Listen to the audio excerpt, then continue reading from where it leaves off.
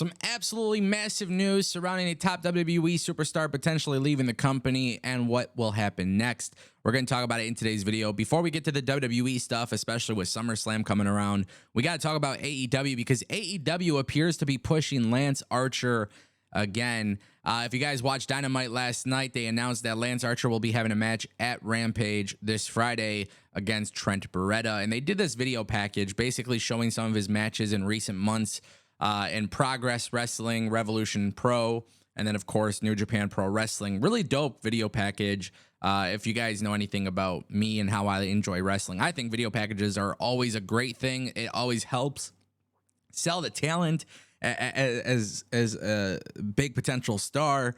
I think it helps out greatly. Now Lance Archer got this video package. I'm not going to go into spoilers, but essentially Lance Archer is shooting himself up to a title shot. I'm not going to tell you what title belt or anything like that. But the thing that's very interesting to me is that AEW should be pushing Lance Archer. I think a lot of people look at it from an age thing, and, you know, this is like the worst thing about wrestling fans too. It's 2023. Okay. The health concerns that they have in pro wrestling today versus the stuff that they had to worry about back in the day with drugs and all these different things. A lot of that shit doesn't fly in 2023, right? So a guy could be relatively older, but if he can still go, if he's healthy, if he's got a good character, he can wrestle. And again, I'm going to just keep putting it into your head. If he's healthy, if this individual is healthy, I don't really think age is a factor, right? There are some guys who are older, but they still do very well. And also, I don't think you need to push Lance Archer to be like the face of the company or the top heel in the company for 10 more years. But the idea of pushing somebody ahead of time, I think, is a great idea, because even if they're relatively older, if you build somebody up properly and build them up to be a monster, it always allows a potential babyface to come in and get that nice rub from dethroning that person. And I would like to see AEW do that with Lance Archer, because I think he could still go. I think he's a really good talent. But it is somewhat interesting to me because with AEW, you know, obviously we know Lance Archer has been away from the ring for a while. We know he hasn't been on AEW television a lot. I don't think he ever got momentum the way he should have. I also want to kind of throw this out there too. AEW makes this mistake of hyping up a return, which they've done this.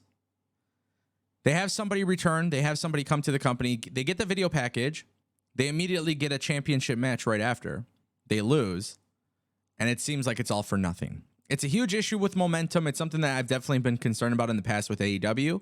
We'll see what happens when it comes to Battle of the Belts, because we know Lance Archer will be there. But again, I will refrain from using spoilers. Just very interesting stuff. But it looks like they're going to be pushing him. I think it's a good idea if they do. If they're pushing him only for him to lose the championship opportunity, I think that's a big mistake, and that will continue to be AEW's mistake. Guys, we got to talk about SummerSlam because it appears WWE has some massive surprises being planned for SummerSlam, which is a great thing. I will obviously be there.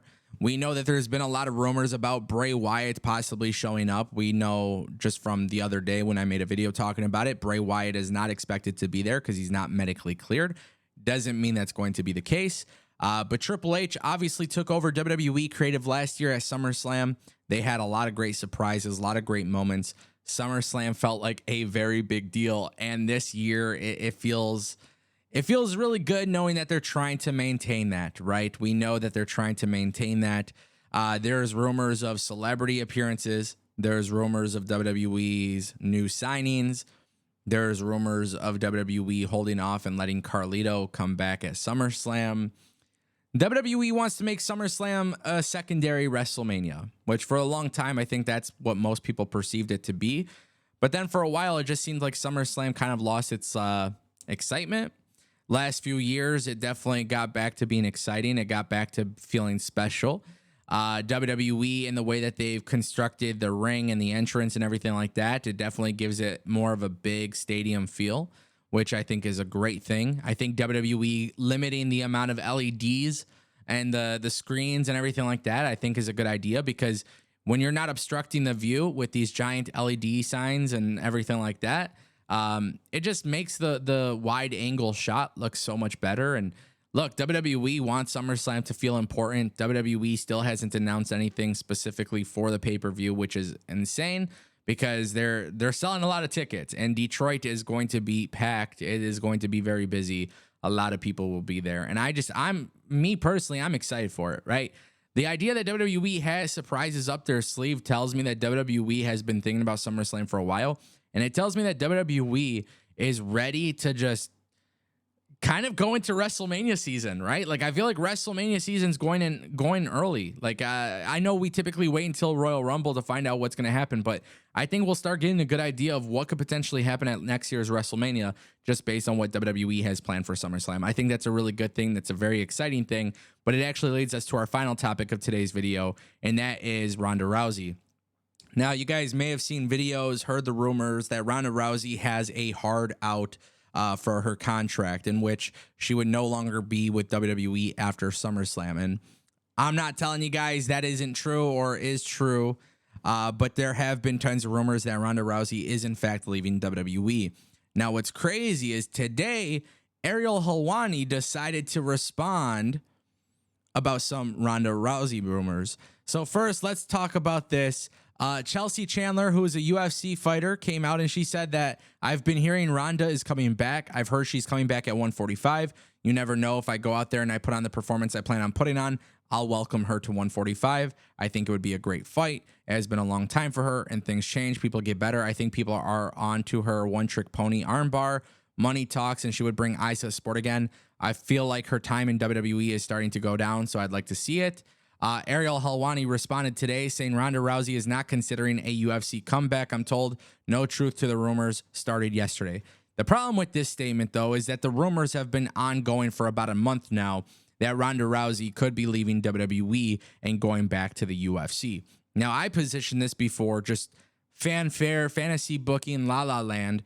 I think it would make a lot of sense for Ronda Rousey to step away for WWE, go to UFC. If she's able to win the belt, she can come back to WWE. By that point in time, WWE and Endeavor would have their deal, their merger finally closed. There would be a lot of benefit to Ronda Rousey headlining a WrestleMania with the UFC championship and a WWE women's championship. That's the reality. Ronda Rousey should not be on WWE television every single week because I feel like she's lost that specialty. She definitely has lost that specialty. She doesn't feel as a special attraction anymore. I actually think Ronda Rousey's a sick-ass WWE superstar. I think she's great. Some people will criticize her. I don't care about that shit. I think she's awesome. But she came into WWE being a special attraction. Now she doesn't feel that way. She kind of lost her aura. Whether or not Ariel Helwani is right, we'll see. But if she is leaving WWE SummerSlam, my guess is that Ronda Rousey shows up at UFC 300 next year. It's rumored to be around March or April. We don't know the exact date, but UFC 300, there's so many rumors. Zuckerberg versus Elon Musk. I mean, look, the stuff is crazy, right? But if Ronda could go into WrestleMania next year in Philadelphia with the UFC championship and the WWE women's championship, it would be massive. And that would be very, very big for WWE and very, very big for UFC, especially if she was bringing both belts. Now, is Ronda that good of a UFC fighter anymore? We don't know. And that's what we'll have to find out. But yeah, it looks like Ronda Rousey could very well be done with the WWE. Going to UFC, Ariel Helwani is denying it, but so many others have come up and spoken about it. We'll see what happens. It is going to be very, very interesting.